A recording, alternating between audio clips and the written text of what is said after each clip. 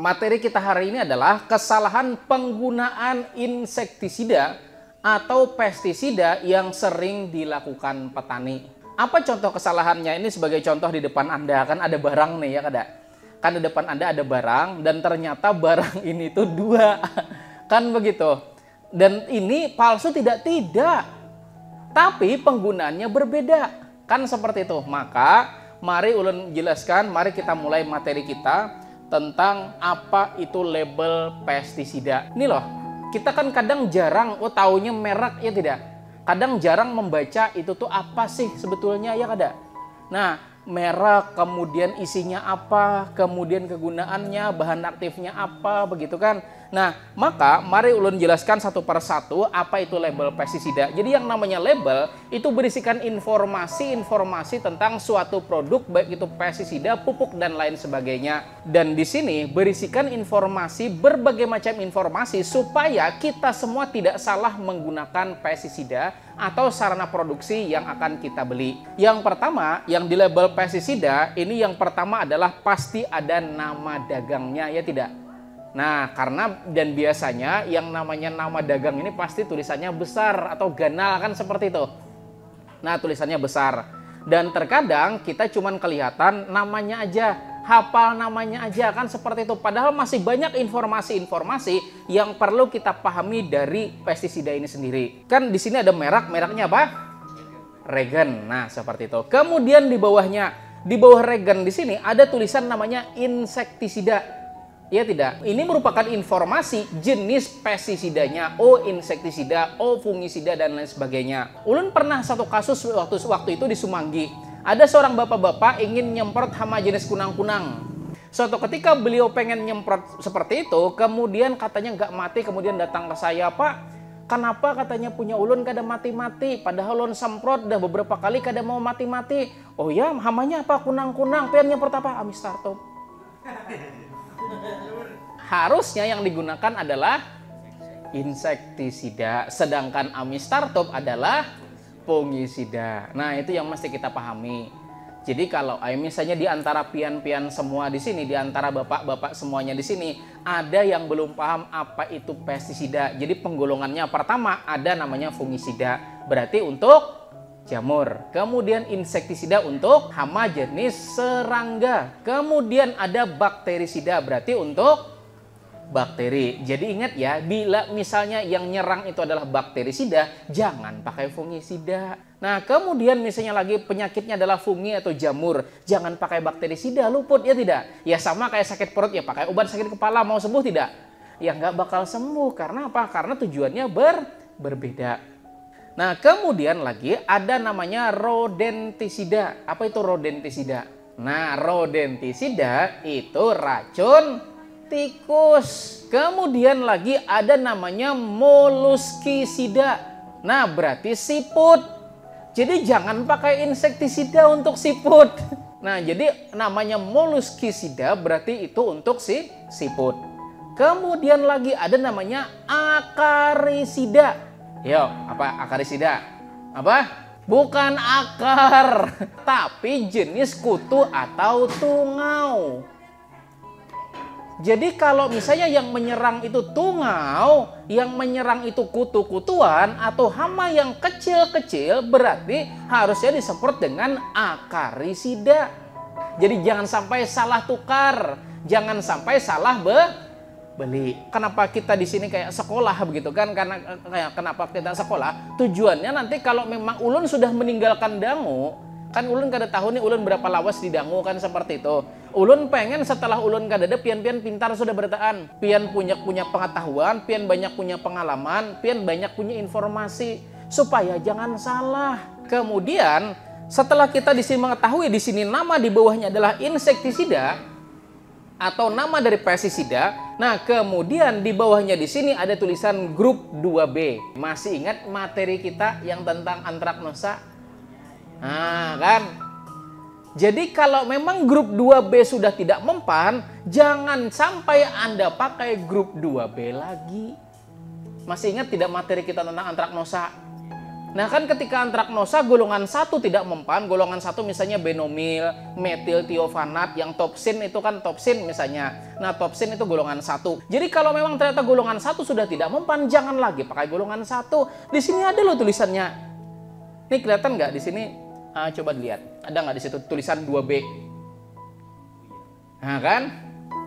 Jadi Anda tahu bahwa insektisida ini punya golongan 2B. Berarti dia punya cara kerja 2B. Berarti kan sebagai yang ulangi lagi lah yang materi kita 2 minggu yang lalu soal cara menyerang insektisida. Jadi ada insektisida yang memang bersifat racun saraf, ada yang bersifat racun pernafasan, ada yang bersifat racun lambung atau racun apa ini? Perut. Nah kan seperti itu. Misalnya ada golongan tertentu yang sifatnya racun saraf. Berarti semua yang ada di golongan itu merupakan racun saraf. Jadi kalau racun saraf sudah tidak mempan, jangan lagi Anda pakai racun saraf, pakai racun pernafasan. Kenapa? Ada yang sebagai ulun contoh 2 minggu yang lalu kan orang kalau jalan tidak pakai alas kaki, tidak pakai sendal, itu kan kerasnya tidak.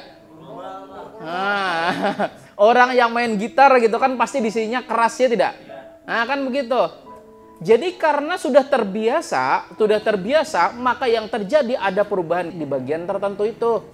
Makanya kalau kita serang racun perut terus misalnya kan, racun kontak lambung terus, berarti nanti lambungnya keras, lambungnya tebal. Jadi kalau sudah lambungnya tebal, Anda paksakan dengan dosis yang sesuai pestisida, nggak bakal mempan. Jadi di sini ada kan tulisan 2B ada kan? Nah ya, jadi sudah paham kan di sini. Jadi ternyata di masing-masing pestisida juga sudah dicantumkan dia tuh grup berapa. Bayangkan coba misalnya kan, kita sudah pakai golongan 2B seperti ini. Kemudian bahja 2B kada mempan lagi, regen kada mempan lagi, aja cari. Bahan aktifnya sudah lain, Jar. Sudah lain, bujur sudah lain. Ternyata masih 2B. Kada bakal mempan juga. Nah, jadi ini yang paling penting, ini informasinya penting banget loh, ya tidak? Ya, jangan lagi pakai golongan 2B. Cari golongan 3, golongan 5, golongan 1A. Kan seperti itu. Ya. Nah, sudah paham di sini? Selanjutnya di bawah sini ada tulisan apa? Bahan aktif, ya tidak? Fipronil berapa? 50 G per L, ya tidak? Nah, apa yang dimaksud dengan 50 G per L? Artinya dalam 1 liter regen, ini kan isinya cuma 100 ml. Nah, kalau dalam setiap 1 liter itu terdapat fipronil 50 gram. Berarti fipronil, bahan aktif fipronil di dalam botol ini yang isinya 100 ml itu cuma 5 gram. Jadi ini cuma ngasih 5 gram aja. Berarti kalau cuma 5 gram di sini kan 100 ml, berarti 95-nya apa? Ada air dan lain sebagainya. Bayangkan kalau semuanya bahan aktif, ruginya. Lalu setelah kita mengetahui di sini kan ada informasi 50 G per L, artinya terdapat 50 gram fipronil di dalam 1 liter regen. Berarti Pak kalau misalnya ada yang 55 berarti tak baik dong. Jelas tak baik. Nah, jadi ulun di sini kada enak lagi pian semuanya, ulun kada mau lagi pian semuanya di sini terpaku sama merek. Jadi kalau ternyata fipronil 50 di sini kan 50 G per L kan seperti itu. Ternyata ada yang 75, harganya selisih 5.000, ambil 75. Jelas murah. Selisih cuma 5.000 rupiah kan begitu. Nah, harusnya kan begini, misal ini harganya anggap 40.000 misalnya ya kan, 40.000. Berarti harusnya kalau yang 75 kan berapa? 60.000, ya kada? 60 harusnya. Tapi yang ini 40, yang 75 misalnya cuma 45.000 kan seperti itu. Yang mending ambil 75. Berarti dosisnya berapa dok? Kalau ini Anda ngambil 3 sendok, itu 2 sendok. Irit. Kalau misalnya lagi ada, wajah di sini regen 50 SC, fipronil 50 gram per liter. Berarti kalau misalnya nih ada selisihnya 15.000 tapi tulisannya 100 G per L. Ambil itu lagi. Kenapa? 2 kali lipat. Iya enggak? Ini kan 50 G per L, ada 100 G per L. Harganya selisih 15.000. Harusnya kalau ini 40, kan 50 G per L harganya 40.000. Harusnya yang 100 G per L berapa? 80. Ini harganya 55. Berani tidak? Berani. Selama ini kesalahan fatal kita, Itu kan asal beli pestisida, ternyata dia memiliki kandungan bahan aktif 100 G per L ditimbang sesuai dosis regen. Kalau dosis regen misalnya kita ambil 15 mili atau 16 mili per tangki misalnya, ya kan 16 mili per tangki atau 3 sendok makan. Karena 1 sendok itu 5 mili. Nah, kemudian kita tembak, kita beli pestisida yang tulisannya di sini fipronil 100 G per L. Ya kan, fipronil 100 G per L. Ternyata kita ngambil dosis yang sama 15 ml atau 16 ml per tangki. Jelas samanya mati. Karena dosisnya jadi double pada regen, betul tidak? Nah, akhirnya apa yang terjadi? Kalau pestisida itu tidak ada, kemudian Anda beli regen, maka regen kada mempan. Umajar regen sudah tidak mempan lagi. Ya kita yang salah beli. Kita terlanjur kebeli pestisida yang kandungan G-nya itu 2 kali lipat dari yang biasa kita pakai dengan mengambil dosis yang sama. Nah, selanjutnya di bawahnya ada nomor pendaftaran. Ada kan nomor pendaftaran. Nah, nomor pendaftaran ini maksudnya adalah bahwa pestisida itu memang sudah terdaftar. Jadi kalau ada pestisida, misalnya contoh nih di sini kan fipronil 50 G per L. Tapi di bawahnya tidak ada nomor pendaftaran. Berarti bisa jadi pestisida itu belum terdaftar. Maka sebaiknya cari yang sudah terdaftar. Karena kalau sudah terdaftar itu jelas. Saya bisa aja juga bikin yang namanya fipronil 200 G per L. Tinggal tulis aja print pakai printer, tempel, selesai ya enggak? Cuman pertanggungjawabannya ada tidak?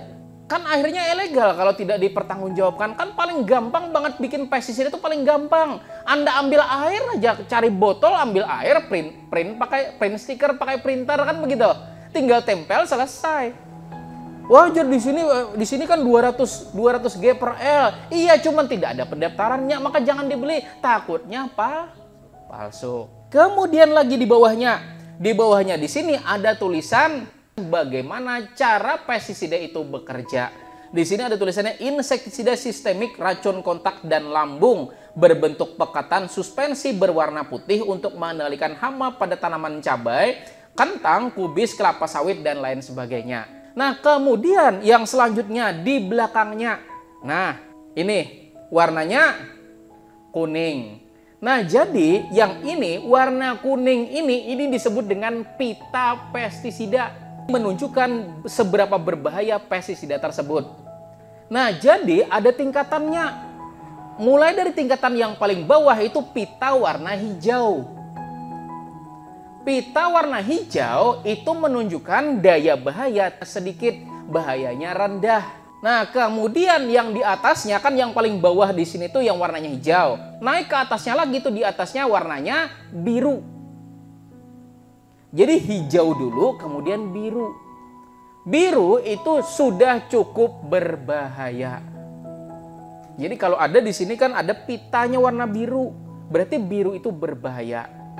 Kemudian naik lagi. Kan hijau, biru, kemudian kuning. Kuning itu namanya berbahaya. Jadi yang ini pestisida berbahaya. Pestisida berbahaya atau pestisida beracun. Kemudian naik lagi tingkatannya. Kan mulai dari hijau, kemudian apa tadi? Kemudian di atasnya warnanya merah. Merah artinya sangat berbahaya. Ulun di sini pengen kita terus mengulangi supaya kita hafal. Yang paling bawah apa? Kemudian di atasnya, yang paling atas adalah coklat. Coklat itu paling berbahaya. Kemudian di pita di sini pun ada loh, ada logo. Di sini ada logo orang, ada logo masker, ada logo sarung tangan, ada logo sepatu bot. Nah kan, kemudian ada logo apa nih, ikan, ada logo ternak. Nah kalau menandakan seperti ini berarti pestisida tersebut beracun terhadap barang-barang atau sesuatu yang tercantum di dalamnya. Jadi jangan sampai ini kena ikan. Kemudian di bawahnya lagi ada namanya nomor batch. Ada no batch. Apa itu no batch? Ini menunjukkan kode dari produksi dari pestisida tersebut. Contoh kasih makanan dulu ya, makanan. Jadi kenapa ada no batch itu penting? Karena misalnya contoh kita bikin makanan. Ternyata ditemukan ketika itu misalnya roti berjamur atau rotinya beracun. Maka yang paling pertama itu kan semua ditarik. Semua ditarik kalau tidak punya nomor batch. Tapi kalau misalnya punya nomor batch, misalnya contoh nih rotinya ditemukan ternyata beracun. Ketahuan nomor batch-nya 00711. 00711. Maka semua kode 0071 yang beredar itu ditarik. Yang di luar dari 0071 itu masih bisa beredar. Tapi kalau tidak ada nomor batch, maka semua produk itu harus ditarik. Ini tujuannya supaya perusahaan kalau ada sesuatu yang terjadi, misalnya Anda bilang, ini regennya kada berfungsi, ini isinya banyuara, setelah kami coba aja ke iwak ada mati, atau kita coba ke ikan tidak mati. Maka berarti kan perusahaan punya tanggung jawab nih. Bener nggak? Ditanya dulu batch-nya berapa. Nah batch-nya berapa? Anda bilang batch-nya 0076. Maka dia tinggal cari aja di gudangnya dia 0076. Ambil di sana, dia uji di sana. Oh ternyata betul. Maka semua 0076 ditarik. Nah bayangkan kalau tidak ada nomor batch, Anda bilang ini tuh tidak berfungsi, isinya air doang, tidak ada isinya. Maka semua produknya harus ditarik. Nah itu tujuannya nomor batch. Kemudian lagi, di bawah dari nomor batch ada namanya tanggal produksi. Nah tanggal produksi menunjukkan bahwa kapan dari pestisida itu diproduksi. Nah dan di bawahnya lagi ada tulisan tanggal kadaluarsa. Ini menunjukkan kapan pestisida itu tidak layak lagi untuk digunakan. Sebagai contoh, nah saya membeli, ini kemasannya bagus tidak? Bagus? Masih bening tidak? Tapi apa yang terjadi? Ternyata sudah kadaluarsa. Coba lihat. Nah, bawa ke sana. Kalau yang ini nih masih 2026. Ya, nah, nah jadi jangan sampai kelewatan loh, ya jangan sampai kelewatan asal beli melihat kemasannya kan bagus kemasannya masih bagus kan, kemasannya masih bagus, botolnya masih bagus gitu kan, ternyata sudah kadaluarsa. Lalu apa efeknya? Anda pernah makan mie tidak? Kadaluarsa, ketika dipegang mie-nya seperti apa? Bumbunya padat, ya enggak? Nah, berarti kalau pestisida, kalau sudah kadaluarsa artinya sama. Ini merupakan pengujian orang kapan layak penggunaan pestisida tersebut. Pian mata kita kalau melihat yang mesti kita beundur kan ada kan? Nah kan orang kan melihat kayak ini kadang beundur lah kelihatan. Nah itu kan bakal melihat. Udah kita bulik sudah selesai disemprotakan, jadi sia-sia. Ini ulun buka ya, ulun buka. Jadi ulun pernah waktu tahun 2023 kemarin di akhir ulun beli di toko. Setelah saya beli regen, kemudian dikasih regen masih bagus. Ulun paham bahwa ulun kada boleh keluar dari toko itu sebelum ulun melihat kapan kadaluarsanya. Kita lihat, oh ternyata kadaluarsanya 2022. Saya beli 2023. Maka saya bilang aja, J tolong berhuruf. Kenapa ujar Sidin? Ini sudah expired. Oh inggih. Ternyata ada. Karena gini, prinsip toko,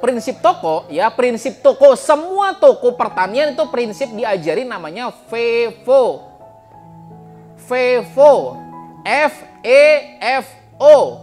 First expired, first out. Pertama expired, pertama out. Jadi artinya bila yang parak expired atau sudah expired, gimana caranya supaya out dulu, keluar dulu. Jadi kalau kita lengah, gitu kan? Kalau kita lengah, misalnya cap langsung kebeli kan, langsung kebeli pian pulang, terbawa ke dango, aku lagi kabar baik. Ayo. Makanya saya bilang kesalahan fatal kita selama ini tidak pernah meluangkan waktu 30 detik aja untuk ngelihat informasi di belakang sini. Semua itu pasti ada tanggal kadaluarsanya. Terkadang penjual pun pintar, saya pun pernah mengalami. Jadi waktu saya praktek gitu kan, waktu itu kami beli pestisida sama ke beli expired, tapi pintar penjualnya. Expirednya ditutupi pakai label harga. Ada kan? Kalau memang ternyata sudah terlanjur ditutupi pakai label harga, saya bilang mending tidak usah. Kenapa? Karena lebih baik kita antisipasi beli ke toko lain daripada membeli yang tidak jelas. Terkadang kan ada kan label harga yang bertempel. Nah, jadi jangan sampai ya kalau ada pestisida atau pupuk atau apapun yang tanggal kadaluarsanya sengaja ditutupi pakai label harga, sebaiknya jangan dibeli. Karena itu pasti ada unsur kesengajaan, logika aja kenapa tanggal kadaluarsanya ditutupi. Ya, jadi seperti itu. Itu penting banget. Jadi setelah ini, mulai saat ini, pian kalau ke toko pertanian, luangkan berapa detik? 30 detik buat ngecek yang di belakang ini loh. Ya, jangan sampai Anda belinya sudah tidak atau kadaluarsa. Nah, selanjutnya di bawahnya di sini. Nah, baru penjelasan ini barang punya siapa atau produsennya siapa. Ini kan BASF, PT BASF Indonesia. Nah, di bawahnya sini informasi siapa sih yang pemegang merek tersebut. Kemudian lagi, terkadang ada pestisida yang petunjuk cara pakainya itu mesti dibuka.